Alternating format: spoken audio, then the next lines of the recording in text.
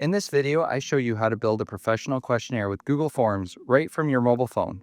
To show you how the features work, we're going to build a new customer registration form together.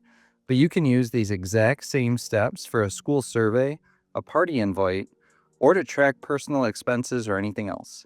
If you want to build a survey and automatically collect the results into Google Sheets, follow these 11 steps. Let's get started. How do you create a Google form on your phone from scratch? To begin, we're going into Google Chrome on my phone, and we are already logged in with our Gmail account. The reason we're going into Chrome is because there is not an app for Google Forms from Google. So don't get scammed by an app when you can do this in Chrome super easy. From there, type in Google Forms and select the website or go to forms.google.com. Since we are already logged in, the site takes us to create a brand new form. To complete this step immediately, name the form. We'll title ours Customer Intake Form. This naming step is clunky because every time you backspace over the U, the full words come back. So enter the name and then delete the U. Before we get to the next step, add a description to provide more details if you would like, similar to what I'm doing here. Step 2. How do you add questions to a survey in Google Forms? We're going to keep it simple with these next questions. The first question we are going to ask is, what is your company? We're going to select short answer and make the field required. Next, we will add in first name and last name. These will similarly be required.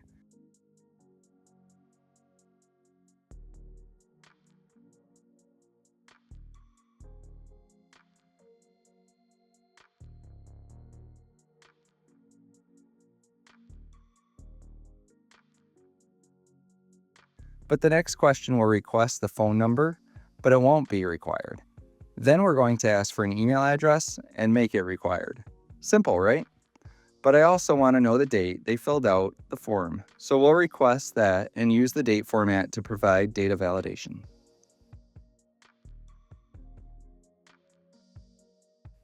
How do you adjust the settings in Google Forms? Once the questions are developed, tap over to Settings. Here you can actually require an email address to submit the form.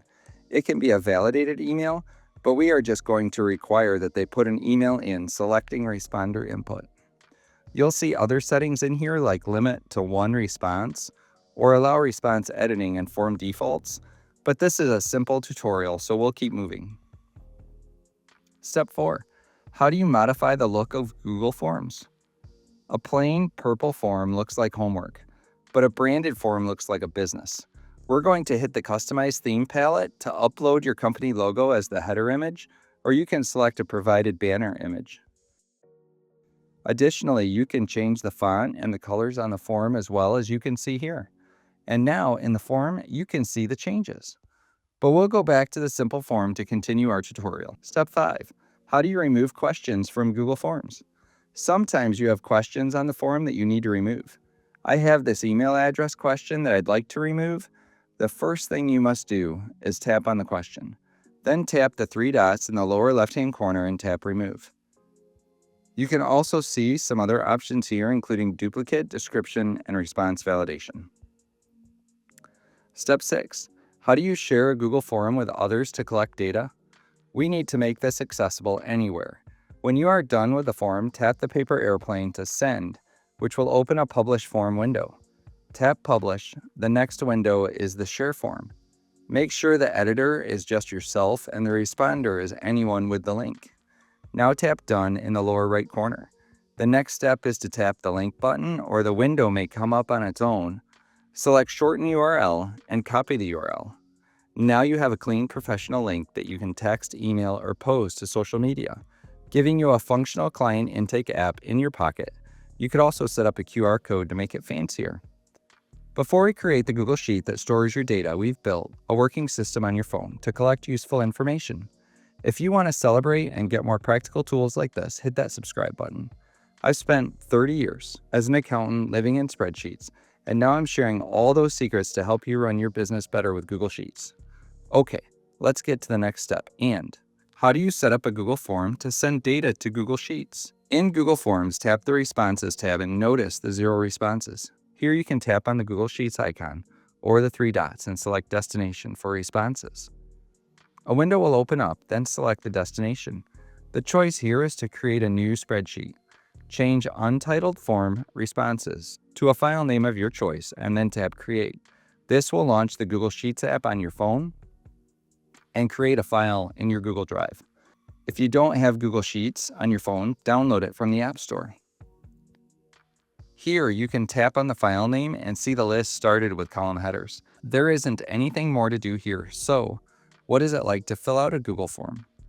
You never want a client to be your beta tester. We are going to open a new Chrome tab, paste in the URL, and fill out the form exactly as a customer would. Here is the first look of your form. Fill in the fields as you see them. Fill in your email address, company, first and last name, job title, phone number, and today's date, and click Submit. Step 8. How do you confirm the data has transferred safely to Google Sheets? Now for the moment of truth, we will switch apps over to the Google Sheets mobile app and open the spreadsheet we created in Step 7. You should see a new row instantaneously populate with the answers you just typed, proving that your automated system is live, working, and ready to start organizing your business without you lifting a finger. We have more to go, but since we're dealing with client data here, security is huge. If you want to make sure your business is secure and you have that professional custom email address like I have at an affordable price, you should really look at Google Workspace. Find the link with a 14-day free trial in the video description. Okay, back to the list. And how do you update your form when your business changes without breaking the link to your spreadsheet?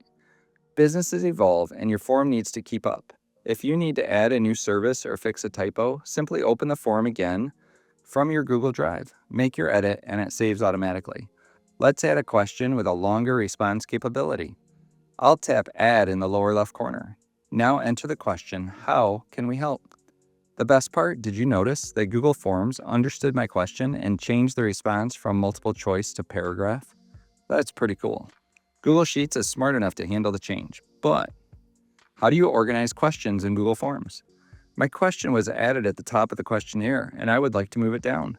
All you need to do is tap and hold the 6-box icon at the top of the question and slide it into place where you would like the question to be presented on the finished form. It's not the easiest to do, so keep trying like I am here to place it at the end of the form. But how do you add a question with a drop-down list of answers in Google Forms? To add a question with a predetermined list, tap Add, then type in your question. Select the drop-down arrow and select Drop-down. Fill in option 1 and continue down the list to populate all your options. When done, send your form and test again. While we look at the test and the data collecting real-time in Google Sheets, you might consider learning how to use and analyze the data in Google Sheets on your phone with this video next. And if you're still here and found value with this video, please like and share it with a friend who might find use using Google Forms too.